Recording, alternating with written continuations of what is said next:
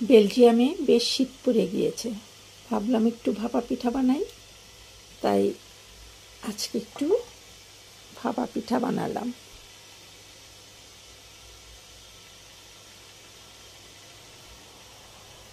হ্যাঁ, এটা হয়ে গেছে। এই যে নামিয়ে নিব।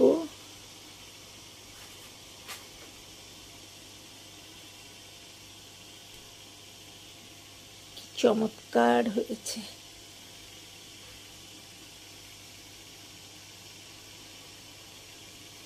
আর এখানে এই যে আরেকটা রেডি করা আছে, এটা দিয়ে দিব।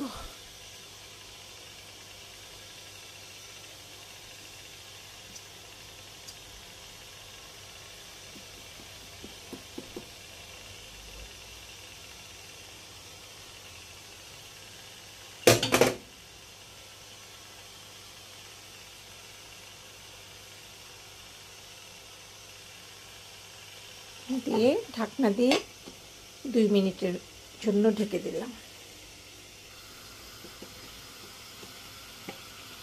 এটা 2 মিনিট পরে আমি নামিয়ে ফেলবো।